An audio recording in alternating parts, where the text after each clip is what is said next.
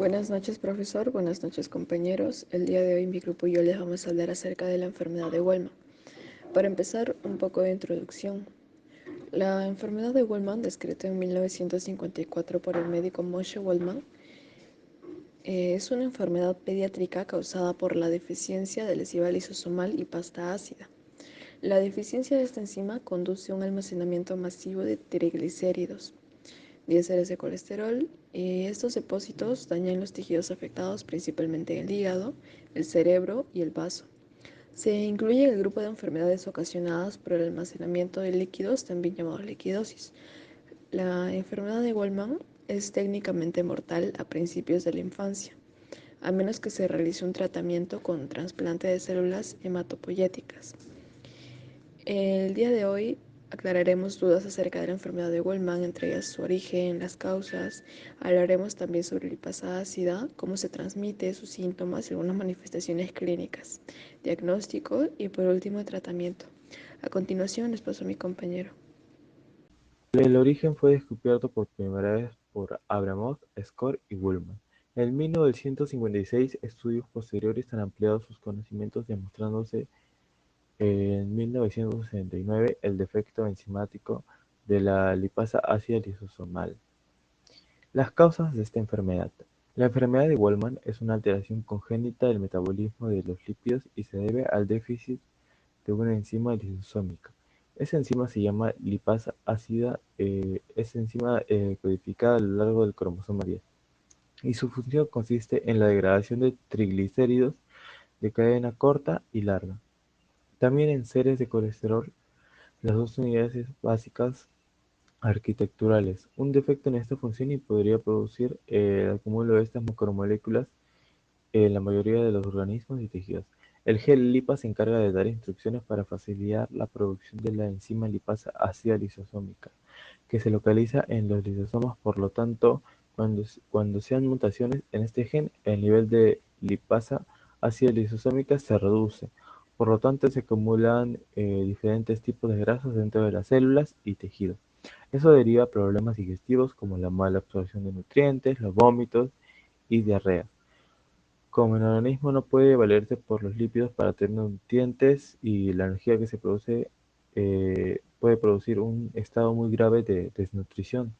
Cuando la enzima funciona correctamente, descompone los estéreos de colesterol y triglicéridos en las partículas de lipoproteínas de baja densidad, transformándose en colesterol libre, ácidos grasos libres que nuestro cuerpo puede reutilizar. La lipasa ácida lisosómica. La deficiencia de esta lipasa es una enfermedad de características autosómicas recesiva por el déficit de la enzima que presenta en todos los niveles de gravedad. En general, se le identifica en dos grupos fenotípicos: la aparición más temprana de la deficiencia de la lipasa ácida lisosómica, en la que se debe diagnosticar como la enfermedad de Wolfram, apareciendo en los recién nacidos incluso antes del nacimiento. De la forma más tardía, la deficiencia de lipasa ácida lisosómica puede extenderse hasta la edad adulta. Se diagnostica como la enfermedad de almacenamiento del colesterol, ésteres. Esta es una enfermedad relativamente benigna. Puede aparecer inadvertida hasta la edad adulta y en cuyo caso hay un déficit enzimático por el 50% de actividad normal de la enzima, que se reduce al menos del 10% en sujetos con Wellman. Las mejores pruebas que pueden realizarse en este caso son las genéticas, ya que se puede detectar la enfermedad lo antes posible y tomar medidas si existen casos anteriores de enfermedad en la familia. Se conviene realizar un estudio genético para poder detectar los portadores de las posibles mutaciones, ya que se pueden ser portador y no desarrollar la enfermedad. ¿Cómo se transmite la enfermedad de Wellman? Se transmite de una forma autosómica recesiva con un reparto equitativo en ambos sexos y frecuentemente con varios casos de la misma familia comportada a veces por padres consanguíneos. Sin embargo, es difícil precisar con exactitud su incidencia, debido a que los pediatras varían en su habilidad para diagnosticarla. Esa condición es hereditaria con un patrón autonómico recesivo que da lugar a mutaciones en el gen LIPA. Concretamente, para que se produzca esta enfermedad, cada uno de los padres debe ser portador de una copia defectuosa del gen LIPA, presentando el afectado mutaciones en ambas copias del gen libro. Además, en cada embarazo, los padres que ya han tenido un hijo con esta enfermedad tienen probabilidad de un 25% más de tener otro hijo con la misma enfermedad. Ahora hablaré sobre los síntomas. En la enfermedad de Goldman se caracterizan señales o síntomas más severos como lo pueden ser distensión abdominal, que es una sensación de tensión o hinchazón en el abdomen y puede acompañarse o no de un aumento objetivo del perímetro abdominal. Presenta el agrandamiento del hígado por encima de su tamaño normal. Las glándulas suprarrenales. Los depósitos de calcio en las glándulas suprarrenales provocan su endurecimiento, ya que es muy característico.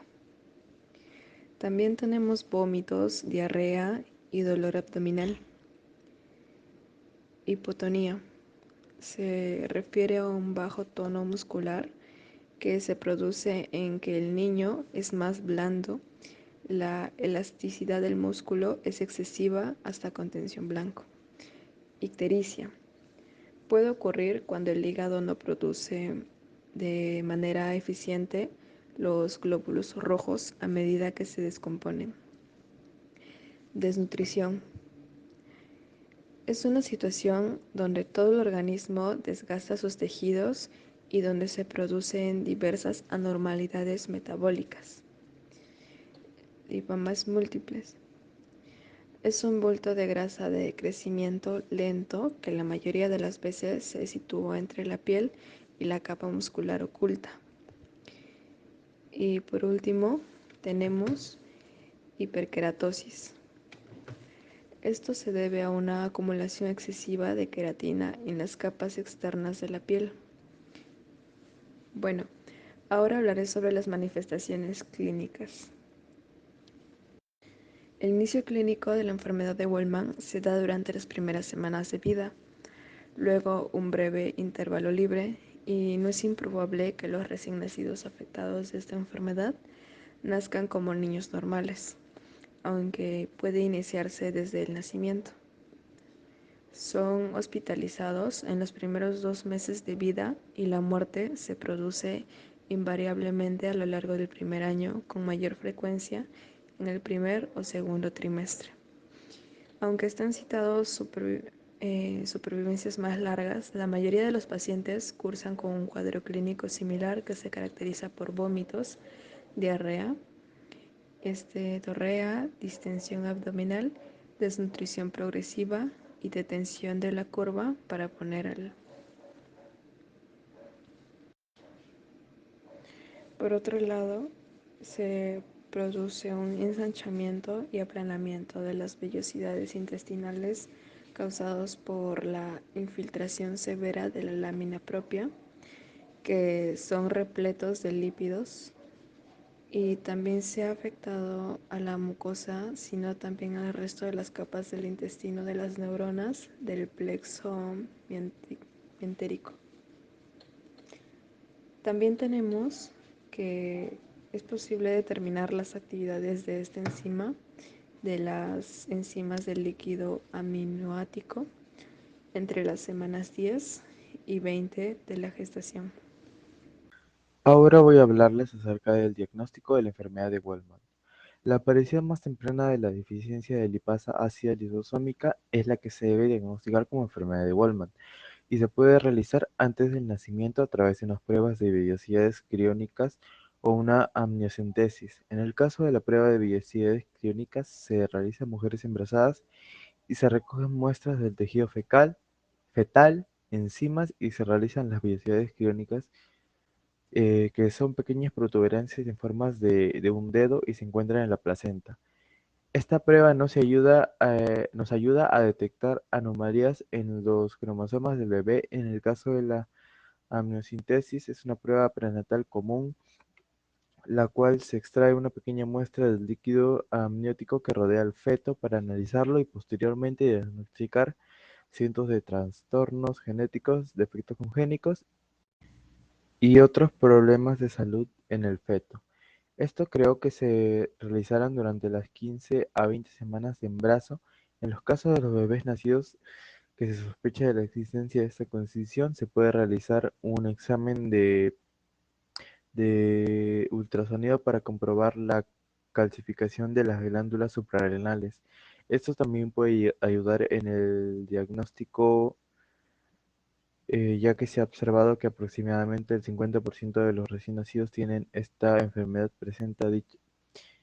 que presenta dicha calcificación. Además, a través del análisis de sangre se puede comprobar los niveles de hierro y el estado del perfil lipídico. Si el paciente padece de la enfermedad de Wolman, se presentan niveles bajos de hierro, que quiere decir que tiene anemia e hipercolesterolemia.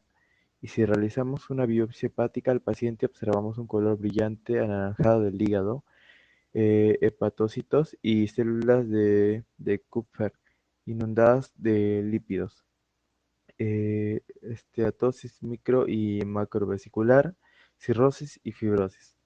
Ahora voy a hablarle acerca de los tratamientos. Esta enfermedad, lastimosamente, antes de 2015 no existía ningún tratamiento para la enfermedad de Wolman, aunque actualmente se logró desarrollar una terapia de reemplazo enzimático a través de una administración intravenosa eh, de alfa beta lipasa, que es un medicamento que se conoce como Canuma.